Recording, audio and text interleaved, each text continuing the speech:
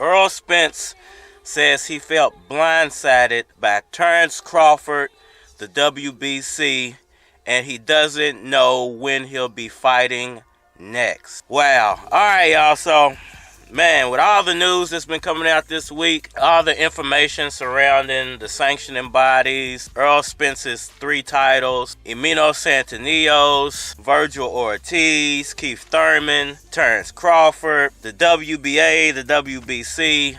Finally, we got a tweet from Errol Spence Jr. and he basically said when he found out a lot of this information, he was on the plane and it kind of blindsided him and he didn't know when he would be fighting next for real, for real. What could that mean? Listen, a lot of this information that's coming out is very well true when it comes to the mandatories, when it comes to what's going on with the sanctioning bodies. But at the end of the day, it is still up to Errol Spence Jr. to decide whether he's going to take on these fights or not. Because he does still have another option. Option number 1 would be dropping the WBC title, which would end the whole Keith Thurman fight, cut it off at the knees. Keith Thurman would then have to go fight in a title eliminator with whoever for the WBC title. And it would leave the WBC title basically up in the air. Or Errol Spence could drop the title and move to 154 pounds. And he could still hold on to his other 2 titles, the WBA and the IBF, in the meantime, not having to defend those right away, taking a fight at 154 and then coming back down maybe next year to try to fight for the WBC title again. Because if he drops the WBC title, the one thing he will have in his favor is the fact whoever picks that up, he would end up still being a number 1 challenger for the WBC title. So after they did the title eliminator, however they decide to partial that title out, whether they just hand it over to Keith Thurman or if they have Keith Thurman and the number 2 in the WBC fight it out. And then Errol Spence would come in as a mandatory after whoever wins that title, because I believe the former champion would get a title shot very easily. So that's a possibility. Now, how likely is that to happen? Me personally, I'm really not sure at this point. I don't think Errol Spence even knows at this point. There's so many options on the table for him. It's going to be difficult for him to choose just one because, I mean, every option that he has is very difficult. It's not any easy options on his table as far as fighting Thurman, as far as dropping the title, moving up to 154. He's never been at 154, so you don't know how his body's going to carry the extra weight or his talent level. Is it going to transcend to the next weight class?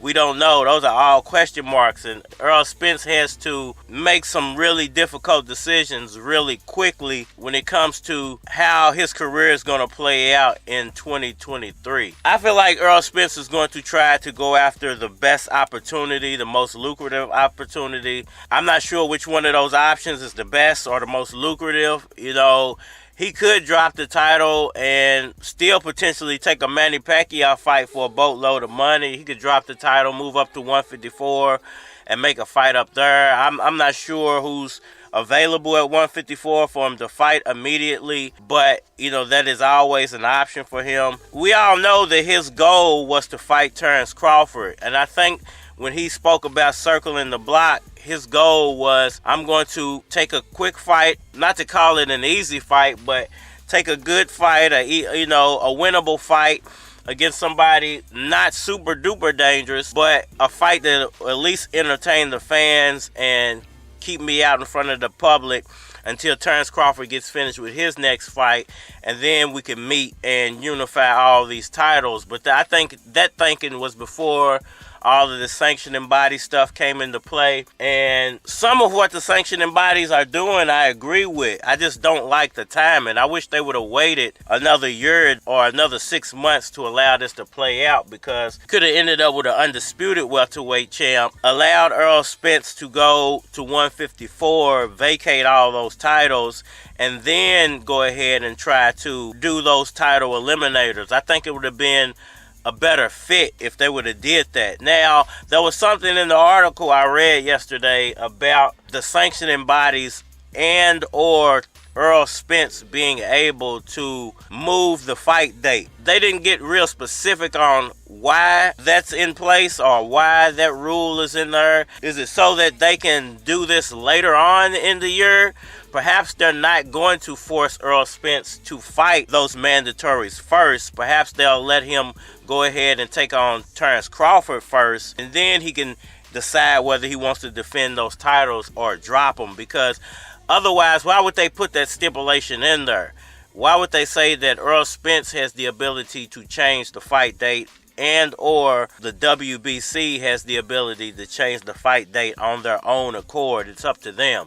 Now, everybody keeps saying that this fight is happening in February, that's the goal date, February the 4th. I don't know why they're saying it's officially happening on February the 4th, because Errol Spence just said he doesn't know when he's fighting next, and the sanctioning body said that they didn't have a fight date yet and that they have the ability to move it. So if anybody was reporting that there was a date, that date can be changed at any time according to that article and the sanctioning bodies. It's going to end up being crazy how this plays out, and I do feel like Errol Spence, he deserves a little bit better treatment than this. I do feel like that giving him the option to change the fight date is fair, and they should allow that, because the Terence Crawford situation just mucked everything up for the welterweight division. So they should allow him to change the fight date if necessary. They should allow for this David Anese fight to go ahead and take place, and then allow for Errol Spence to make the call whether he will fight Crawford next or have the mandatory fight next. Now, how's it going to play out? I don't know, man. I hope Errol Spence and his team could come up with the right decision to make this all work in everybody's favor.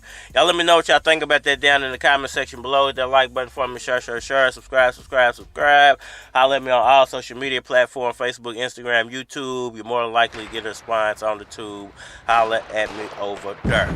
And we are not in. Shots, look, yeah. It's going down for all you haters, all you non-believers, all you gold diggers. What? I can tell y'all all shocked, it's theater, yeah.